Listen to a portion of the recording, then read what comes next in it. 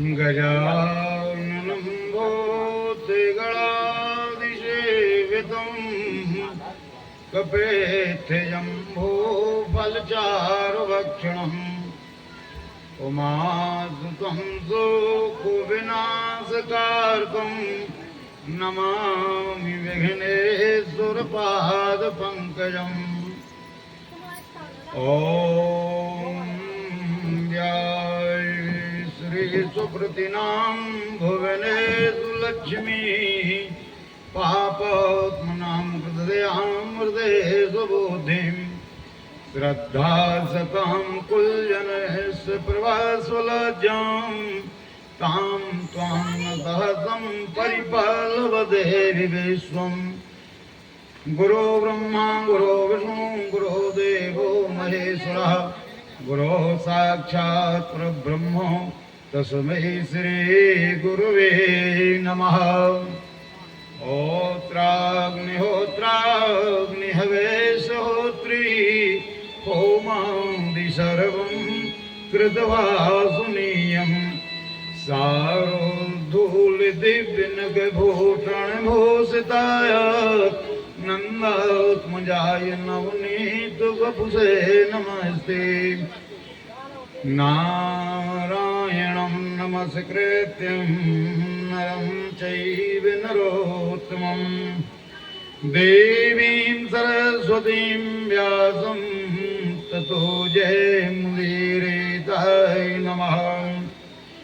गंगातरंगरमणी जटाकलापं गौरी निरंतर विभूषित भानुभावं नारायण प्रियमनंगमदापहारं वाराणसीपुरपतिं भज विश्वनाथं भज विश्वनाथं। शब्द को न ज्ञान एक साची कहूँ खेच रेखो सुदे के बर बोधियाज कुंज को निवाजिए भाव वेश भाषा को भानु ना लखाए और ना दिखाए मात कौन शक्ति साजियों। सुदेवी हंस वाहिनी बिन बहु कर जोर तोए होके अवदाहिनी सुहाय का जो राखिए। प्रण बहु हजार बार छाड़ के मराल राज प्रण बहु हजार बार छाड़ के मराल राज सुमात बेड़ा पाढ़नी मेरी जीभ पे विराजिए मेरी जीभ पे विराजिए। बोलो भागवत भगवान की।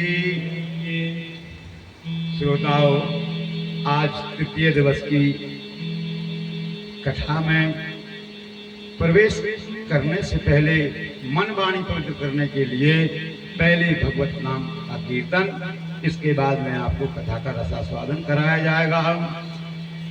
सीताराम जय राधे श्याम सीताराम जय राधे श्याम सीताराम जय राधे श्याम सीताराम जय राधे श्याम सीताराम जय राधे श्याम सीताराम जय राधे श्याम। पार्वती से ओ सीताराम पार्वती से वे सीताराम पार्वती से ओ सीताराम पार्वती से वे सीताराम गौरे शंकर राधे श्याम गौरी शंकर राधे श्याम गौरी शंकर राधे श्याम।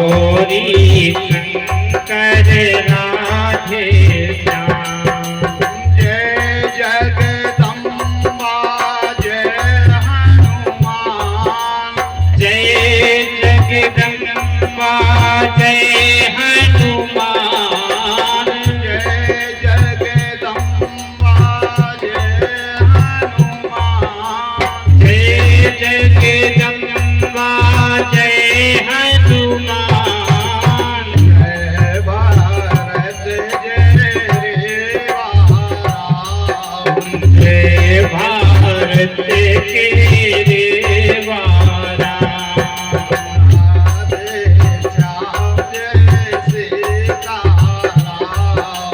राधे श्याम जय सीताराम धनुष वधारे सीताराम धनुष धारे सीताराम धनुष वधारे सीताराम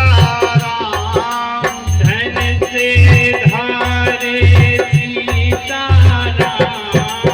मुरली धारे जय घनश्याम मुरली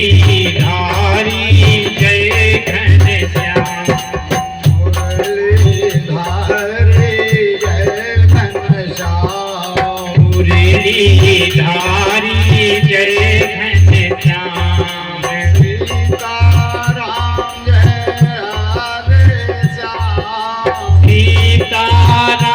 जय राधे श्याम सीताराम जय राधे श्याम सीताराम जय राधे श्याम कौशल्या के प्यारे राम कौशल्या के प्यारे राम कौशल्या के प्यारे राम कौशल्या के प्यारे राम यशोमतु के प्यारे घनश्याम हाँ जसमत के प्यारे घनश्याम सीताराम जय राधे श्याम सीताराम जय राधे श्याम सीताराम जय राधे श्याम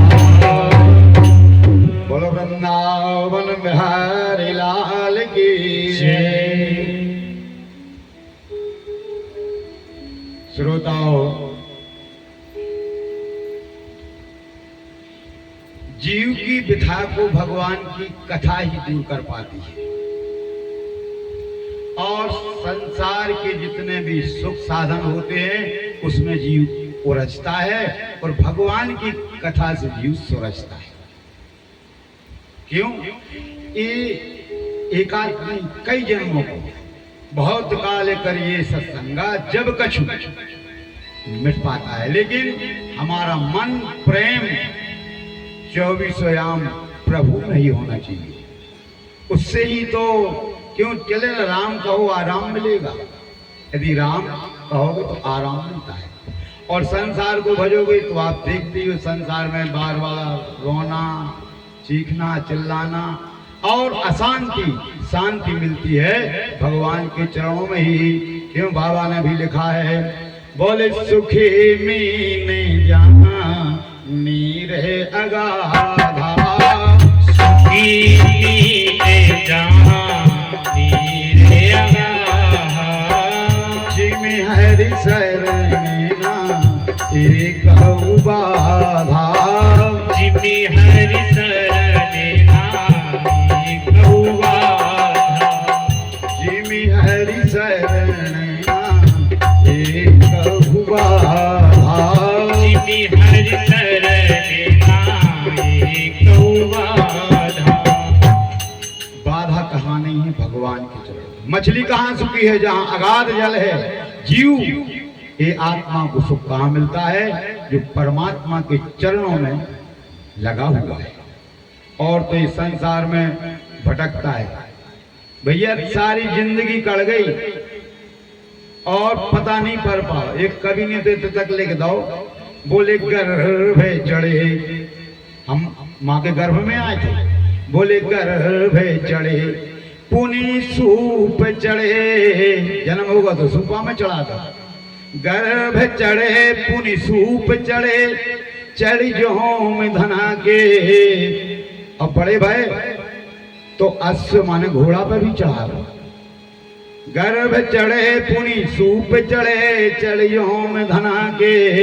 अश्व चढ़े और इसके बाद में बोले बैरी व मैत्र के चेत चढ़े।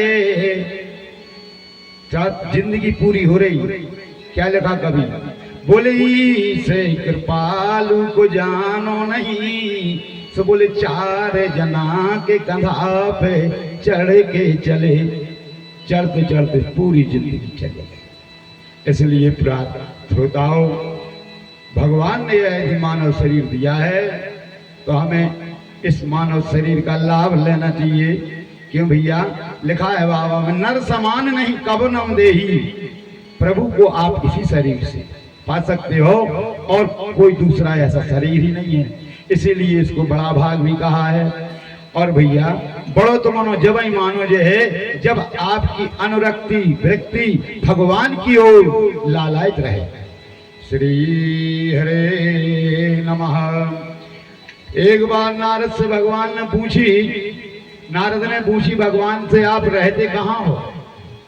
बोले नारद मालूम नहीं। बोले नहीं प्रभु।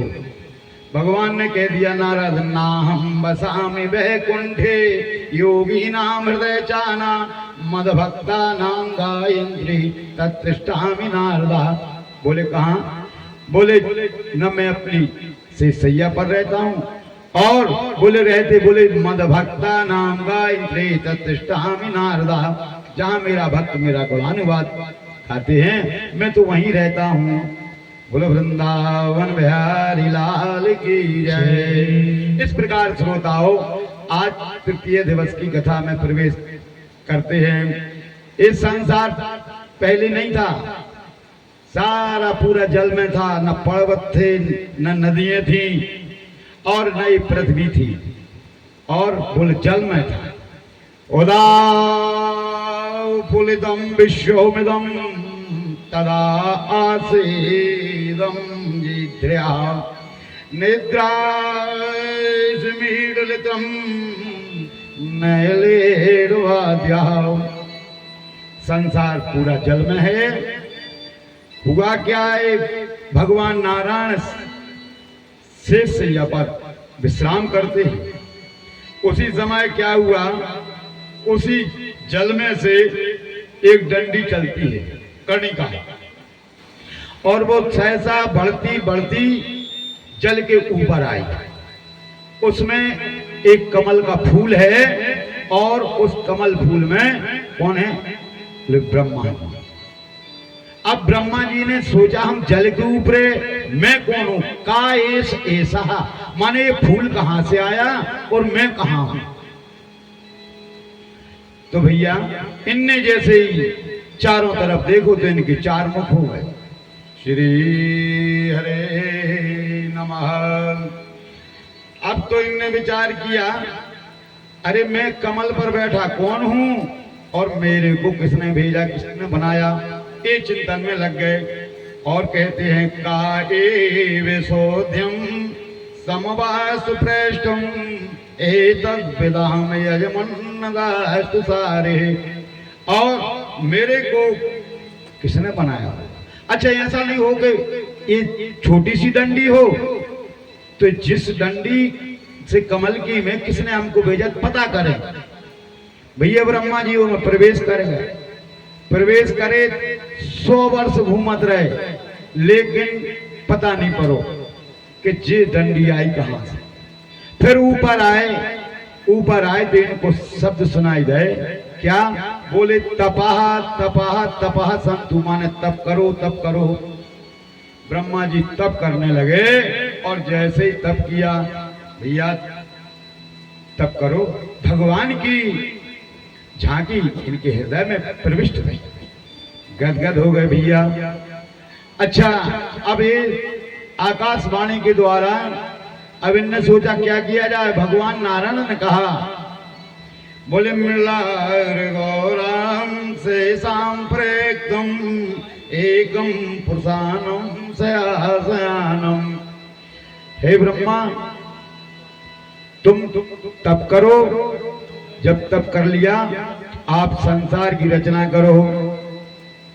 ये आकाशवाणी के द्वारा इनको सुनो। श्री हरे नमः। श्रोताओं, भगवान की हृदय पट में मूर्ति छवि कब आती है?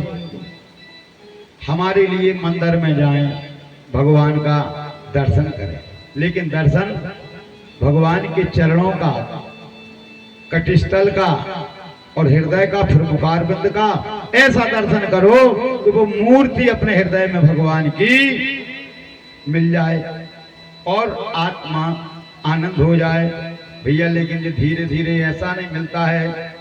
और बोले देखो भैया, लिखा है बाबा ने, बोले कब मिलेगी? बोले प्रथम भगति संतन कर संगा, प्रथम भगति संतन कर संगा, दूसर रहते मानो कथा प्रसंगा, दूसर रहते कथा प्रसंगा, दूसर रहते मानो कथा प्रसंगा, दूसर रहते में कथा प्रसंगा।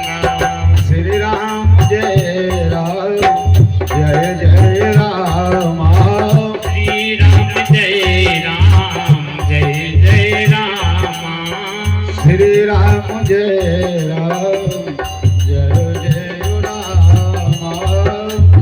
श्री राम जय राम जय जय राम। प्रथम भगति संतन कर संगा। संत भगवंत से मिला देते हैं। श्री हरे नमः। भगवान से वो आपको मिला देते हैं और हमारी जब निष्ठा भगवान के प्रति, जैसे आप प्यास में व्याकुल होते हो ना, इसी प्रकार यदि आप भगवान को पाने के लिए व्याकुल हो तो भगवान भी हमको प्राप्त हो जाते हैं। बोलो वृंदावन बिहारी लाल की जय। तो इनने ब्रह्मा जी ने भगवान की इस छवि को हृदय में और आकाशवाणी ने जो इनसे कहा, आप सृष्टि रचना कीजिए। श्री हरे नमः। ब्रह्मा जी ने सबसे पहले 4 ऋषि किए, सनक, सनंदन, सनातन, सनत कुमार। चारों ऋषियों से कहा भैया इनकी हजारों वर्ष की उम्र है, लेकिन देख भी मुझे 5 वर्ष जैसे लगते हैं। बोले पिताजी क्या आज्ञा है? ब्रह्मा जी बोले बेटा हमारी आज्ञा है कि तुम सृष्टि की रचना करो। ने कहा पिताजी सृष्टि की रचना हमारे बस की नहीं है। बोले काय? बोले सृष्टि की रचना में हम फंस जाए तो फिर भजन छूट जाए, और पिताजी इस सृष्टि मृत्यु लोक की रचना में तो जीव फंसा हुआ है, इसलिए पिताजी हमें आप माफ करो। ए भैया जैसे ही कहा तो तना इनको छोड़ो। क्रोधाव ने बताओ हमारे पुत्रों ने हमारी आज्ञा को नहीं माना। उसी समय इनको और लोहे पसीना गिरा और पसीने से जैसे ही एक देखा तो रोती हुई रुद्र, बोलो रुद्र भगवान की जय। रुद्र भगवान का प्रादुर्भाव होता है। अब रुद्र से कहा, ये बोले हमें बताओ क्या करना है? बोले तुम्हारा नाम तो तुम रोग भाई से इसलिए तुम्हारा नाम रहे रुद्र, और हमारी आज्ञा है कि तुम सृष्टि रचना करो। इनने कहा जैसे पिताजी, भाई देखो पुत्र को तो ये फर्ज है, लिखा भी है बाबा ने।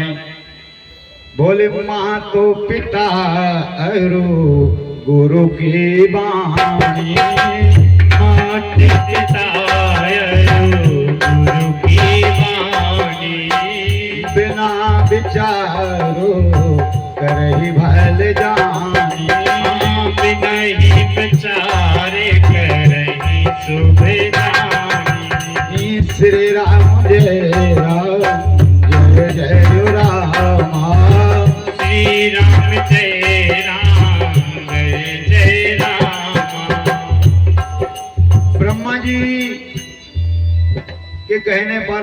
भैया देखो रुद्र शंकर जी जैसे जे हैं ऐसे इनने रचना का करी। भूत प्रेत पिशाचनी डाकनी ब्रह्मा ने एक दिन विचार करो देखें तो लड़का ने कितनी तरक्की करी। जैसे ही देखो तो पंडाल भरो तो अरे बोले रुको तुम तुष्टहाम बता रुक जाओ, ऐसी सृष्टि क्या काम की, तुम आज्ञा, बोले रुक जाओ, बोले ठीक है अब मेरे को आज्ञा, बोले तुम एक काम करो वन में जाओ तपस्या करो। शिव जी रुद्र चले जाते हैं तप में लग जाते हैं। इसके बाद में फिर ब्रह्मा जी ने मनो शत्रुपा श्री हरे नमः। अब मनो शत्रुपा देखो भैया बाएं अंग से शत्रुपा और दाएं अंग से मनु जी हुए और इनको आज्ञा दिया कि तुम हमारी आज्ञा हैं और तुम सृष्टि का उत्थान करो। 7 ऋषि हुए ये भी हो गए, बोले ठीक है। अब जैसे ये विचार करते हैं कि सृष्टि क्या करे, अब जैसे ये सोच रहे थे मनु जी ब्रह्मा जी के पास पहुंचे जी उदास थे। बोले उदास क्यों हो, बोले दादा हम सृष्टि तो रचेंगे लेकिन सृष्टि के लिए ये बताओ कि जनता हुई है कहाँ है, पृथ्वी तो है नहीं, क्योंकि पृथ्वी हिरण्याक्ष हरण कर ले गया था। जब हिरण्याक्ष ने पृथ्वी का हरण किया, अब तो जैसे ही मनु जी ने विचार किया उसी समय और अचानक छींक आई और छींक के द्वारा एक 12 रूप प्रकट होता। बोलो 12 भगवान की जय। बड़ी बड़ी तीखी तीखी नाखून, बड़ी पैनी पैनी और डाढ़ों को, और जैसे ही गर्जन करते हुए देखते देख से विशाल शरीर किया और उस जल को चीरते हुए जो हिरण्याक्ष पृथ्वी को जल में ले गया था हरण करके, वहां पहुंचे 12 भगवान वहां पहुंचे और देखते देखते पृथ्वी को देखा। पृथ्वी को जाड़ों में दबाओ और धीरे से जल के ऊपर लाते हैं। ए भैया जैसे ला रहे थे तो रास्ते में हिरण्याक्ष में युद्ध भाव, भगवान ने बहुत समय युद्ध किया और लेकिन अंत में भगवान ने उसका समाप्त कर दिया। बोलो वृंदावन बिहारी लाल की जय। भगवान ने फिर 12 भगवान ने इस पृथ्वी को ला करके इसके द्वारा फिर मनु जी ने संसार की रचना किया। मनु जी के सबसे पहले 2 पुत्र हुए, उत्तानपाद, प्रियव्रत और उत्तानपाद। 3 पुत्री आकुति, देहूति और प्रसूति नाम की 3 कन्याएं हुई। श्री हरे नमः। अब भैया संसार की रचना होने लगी तो भैया क्या है कि सबसे पहले ब्रह्मा जी ने श्री हरे नमः आकुति नाम की जो इनकी कन्या थी वो रुचि प्रजापति को विवाही गई और प्रसूति नाम की करदम जी को और प्रसूति नाम की दक्ष प्रजापति को और आकुति नाम की कन्या करदम जी को ब्याह जाती है। भैया एक आता है करदम जी तपस्वी हैं, इनको विवाह शर्त पे बहुत तो करदम जी को क्या थी शर्त, बोले एक शर्त है कि हम विवाह तो करेंगे लेकिन एक संतान होगी, इसके बाद में हम भजन में लग जाएंगे, संसार में नहीं फंसेंगे। इसलिए इनको कहा ठीक है एक संतान प्रसूत। इनने कहा ठीक है आपने जो कहा आपकी बात को मंजूर करते हैं। देवहूति ने शर्त को मंजूर कर लिया। श्रोताओं अब यहाँ पर प्रजापति तो अपने विवाह करके और मनोजी ने कन्या का विवाह कर दिया और अब ये जा करके आश्रम में रहने लगी। करदम जी भैया पहुंचे तो इनने सबसे पहले क्या करो, ये नहीं इनको मालूम कि हमारा विवाह हो गया, देहूती के साथ गए और आश्रम में समाधिस्थ हो गए। भैया यहाँ पर आकुति ने देखा कि देहूती ने देखा अच्छी बढ़िया कुटिया बनी है, एक तरफ सर्प बैठे, एक तरफ चूहों के बिल हैं और बियाबान जंगल है, शेर दहाड़ते हैं, इस सारा नजारा। अब इन्होंने क्या किया, करदम जी ने भगवान की साधना में, भगवान में अपना चित्त लगा करके और श्रोताओं 40,000 वर्ष तक तप किया। अब ये तो बिचारी देहूती सारा श्रृंगार छोड़ करके और जो समाधिस्थ ऋषि बैठे थे करदम जी, उन्हीं की सेवा परिचर्या करती रहती और सेवा परिचर्या करते करते जो इनके कोमल केश थे वो जटाओं में परिवर्तित हो जाते हैं। जब इसमें परिवर्तित हो गए जटाओं में, जब इनकी एक बार समाधि खुली तो करदम जी ने पूछा, हे देवी तुम कौन हो? हाथ जोड़ करके बोली, महाराज आप थोड़ा याद कीजिए। बोले हम मनुपुत्री हैं। अच्छा, बोले आप के साथ में मेरा विवाह हुआ था और विवाह होकर के हम आए थे कुटिया में, आप समाधिस्थ हो गए। अरे बोले ठीक ठीक, तुमने खूब याद दिलाया करदम। अरे तुमने इतने समय मेरे साथ में अपने इस कोमल शरीर को और मेरी इस तपश्चर्या में लगा दिया, तुम्हारे जो कोमल केश थे वो जटाओं में परिणत हो गए। ठीक है, हम प्रसन्न हैं तुमसे, मांग लो क्या चाहिए। बोले कुछ नहीं, आपकी प्रसन्नता में ही हमारी प्रसन्नता है। अच्छा, बोले लेकिन हाँ आप बार बार कहते हो। देहूती ने कहा, महाराज यदि अपन को गृहस्थ आश्रम मिला है तो हम ये चाहते हैं कि एक आध संतान जरूर हो जाए। बोले ठीक है। उसी समय करदम जी ने अपनी तपस्या के द्वारा एक कामद विमान आया और उस कामन विमान में बैठते ही यह देहूती सुंदर युवती हो गई और ये करदम जी भी सुंदर पुरुष बन गए। और उस कामद, क्या जहां आपकी इच्छा हो जहां वहीं पहुंच जाए, इसका नाम है कामद विमान। ए भैया कालांतर विहार करते करते इनके 9 कन्याएं हो गई। एक दिन आश्रम में थे,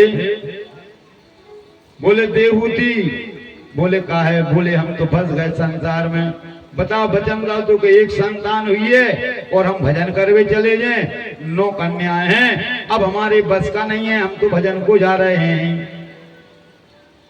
देहूती ने उनका दुपट्टा पकड़ लिया। बोले स्वामी आप थोड़ा विचार करो, ये 9 कन्याएं और इनका कौन विवाह करेगा? और इसके बाद में स्वामी, और जब ये कन्याएं विवाह इनका हो जाएगा तो मेरा फिर बुढ़ापे का सहारा कौन होगा? थोड़ी कृपा तो करो, कुछ दया तो करो। भगवान समझ गए। बोले काय? बोले याद आ गई। करदम जी बोले भगवान ने कही थी कि आप विवाह करो तो हम तुम्हारे पुत्र बने। बोले खूब याद दिलाया। कालांतर में आया तो कुछ समय बाद देवती के यहाँ पर कपिल भगवान का प्राकट होता है। बोलो कपिल भगवान की जय। श्री कृष्ण गोविंद हरे मुरारी, हे नाथ नारायण वासुदेवा।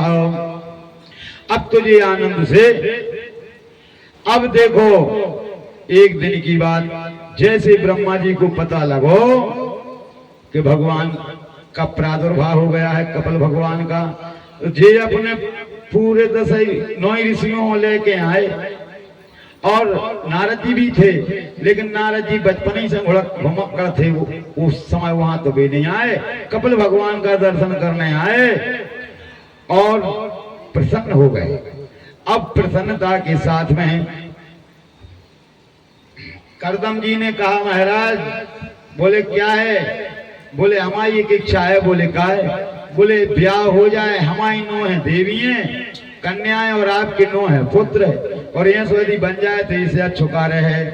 बोले जैसी तुम्हारी इच्छा है। तो वही 9 कन्याओं का विवाह है और करदम जी ने कर दिया 9 ऋषियों के साथ में।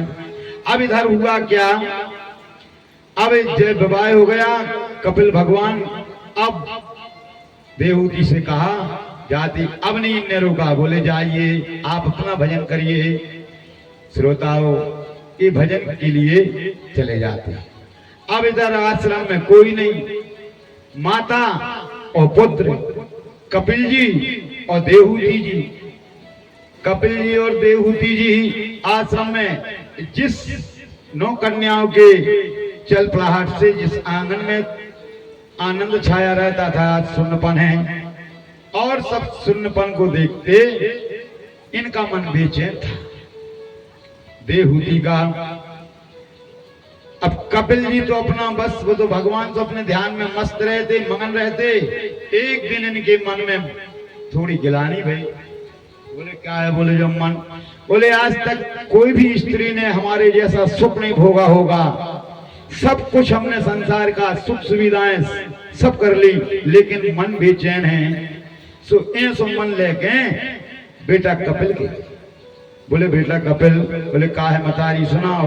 बोले बेटा हमारा मन नहीं ठीक है। मैंने बेटा आज तक किसी स्त्री ने इतना सुख आराम और किसी ने नहीं भोगा होगा। सबको भोगने के बाद में भी बेटा मन मेरा अशांत क्यों है?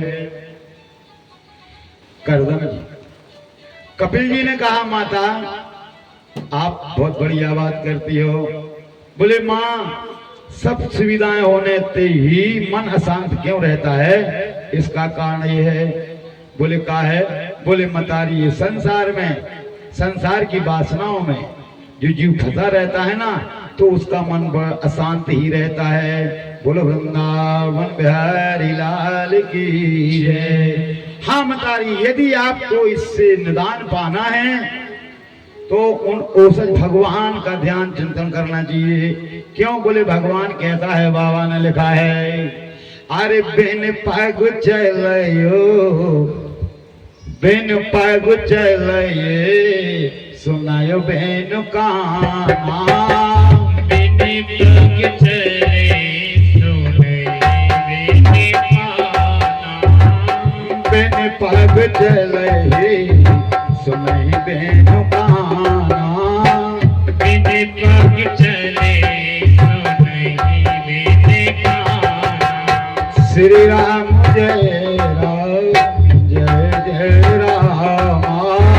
श्री राम जय राम, जय जय राम। श्री राम जय राम, जय जय राम। श्री राम जय राम, जय जय राम। माँ, वो भगवान संसार का रचने वाला है और वही संसार का रचयिता है। और जो जीव भगवान के चरणों में अपने मन को लगा देता है, तभी उसकी अशांति दूर होती है। और न माता, इस जगत में तो जीव जो आया है, बोले क्या है? बोले बाबा ने लिखा है, बोले सदा फेर माँ या कर प्रेरा। सदा फेरो माया कर तेरा। काले स्वभाव गुणेंगे। श्री राम जय राम, जय राम। सदा फिरहु माया कर प्रेरा। इस जीव माया के चक्र में फिरता रहता है और फिरते फिरते चला जाता है। इसलिए उसको बार बार पुनरपि मरणम पुनरपि जननम बार बार जन्म लेना पड़ता है और मरना पड़ता है। और माँ, जो भगवान के चरणों का ध्यान करता है वो संसार जगत से तर जाता है। इस संसार की फिर उसको कोई भी व्याधि नहीं परेशान करती है। बेटा तुम कह तो रहे हो, लेकिन इस मन को कैसे लगाया जाए? बोले माता, मन को लगाने का एक ही ठिकाना है। बोले क्या है? बोले कि सारे संसार की आसक्तियों को त्याग दो, बुराइयों को त्याग दो, और आपका मन जहां तक जाता है माता, मालूम है इस संसार में जब बहुत बड़ी परीक्षा है मानव शरीर को मिली। कैसी?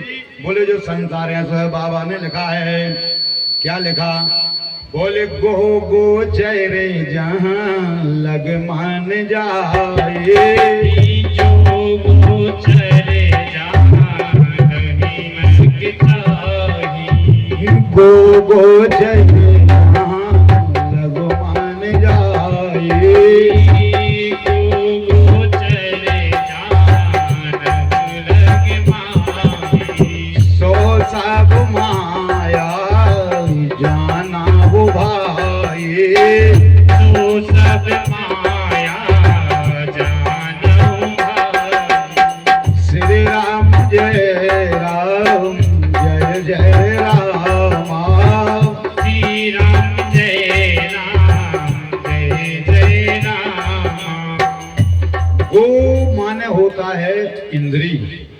गोचर माने देख।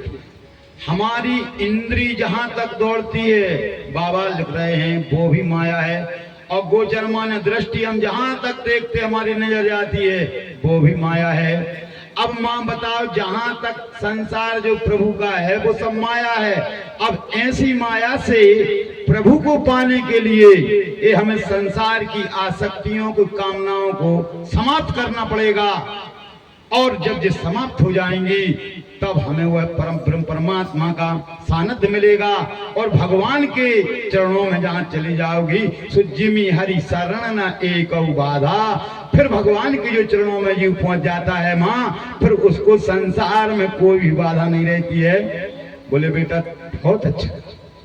इस प्रकार से अपनी माता को उपदेश दे करके और कपिल भगवान जा करके और समुद्र में समा जाते हैं। बोलो कपिल भगवान की जय। श्रोताओ, भगवान की कथा ही जीव की व्यथा को दूर कर सकती है। श्री हरे नमः। मदगोपी पुण्यारण्याय विहारणो नमः।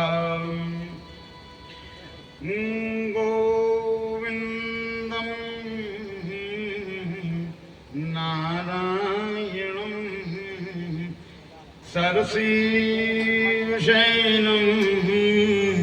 ज्योष्णं महेशं प्रणाम प्रभाते। सुखदेव जी महाराज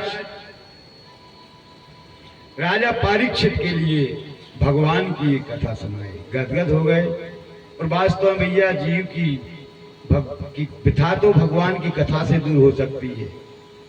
अब देखो, इतना इनको प्रेम होगा, इनको शराब हो गई थी, कल बताई कि 7वें दिन तुम्हें तक्षक खाया। लेकिन जैसे ही क्लास में प्रवेश करे सत्संग की, तो मृत्यु को, और वास्तव में भजन वही है, जो जीव मृत्यु को भूल जाए तो उसका भजन सार्थक है। इसलिए ये इनका नया अनुराग भगवान की कथाओं में, भगवान के चरणों में बढ़ता जाता है। सुखदेव जी कहते हैं, हे परीक्षित, अब हुआ क्या? बोले आकुति देहुति और प्रसूति दक्ष प्रजापति को ब्याई थी। बोले अच्छा। बोले दक्ष प्रजापति बोले एक बार सारे देवताओं ने इनको राजा बना दो। ए भैया, जो राजा बन जाए, अब राजा को तो तुम जानते ही हो, प्रभाव अलग होते है। अस को जीवे जने माँ जागो माही, जीवे प्रभुता पाए तारे मारू नाही, प्रभुता पाए तारे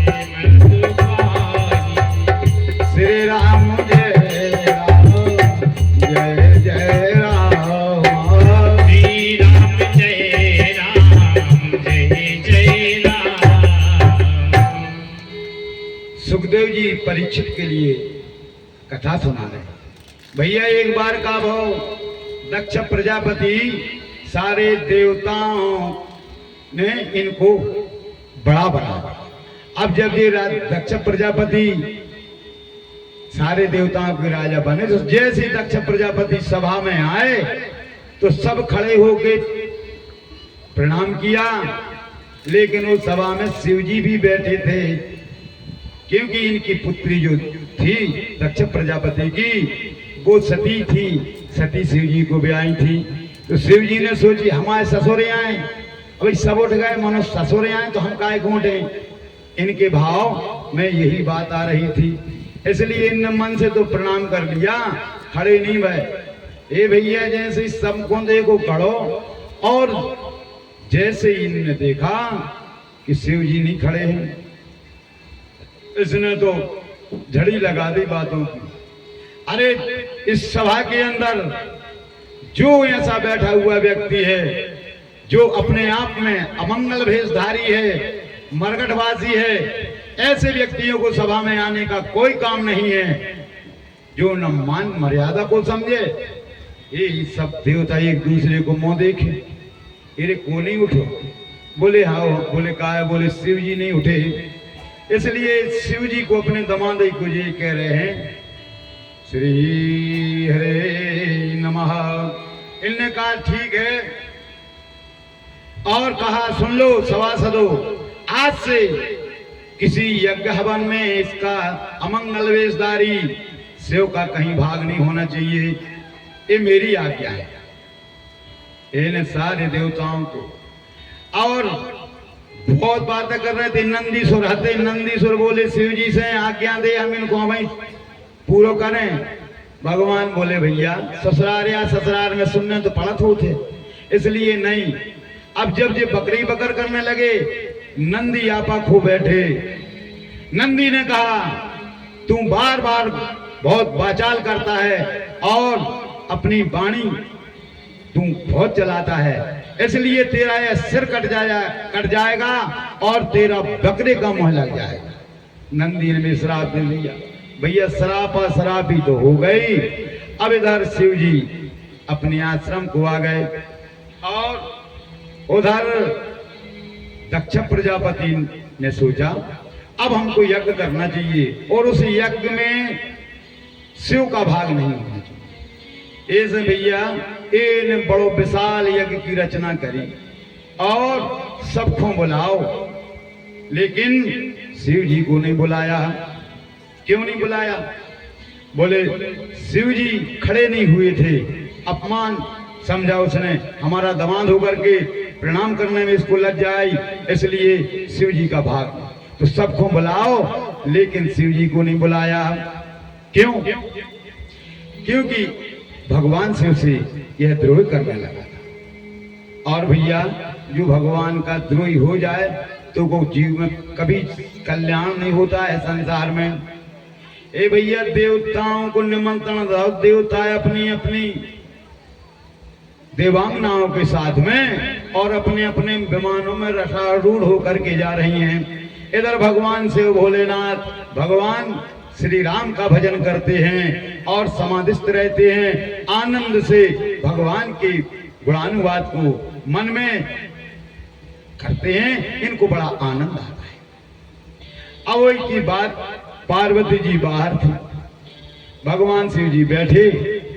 उसी समय क्या हुआ कि जैसे देवांगनाएं इनकी दृष्टि ऊपर गई, बोले भोलेनाथ, बोले क्या है स्वामी? बोले जी रथ कहाँ हैं, जा रहे हैं, इनमें देवांगनाएं जा रही हैं। बोले सती, बोले क्या है?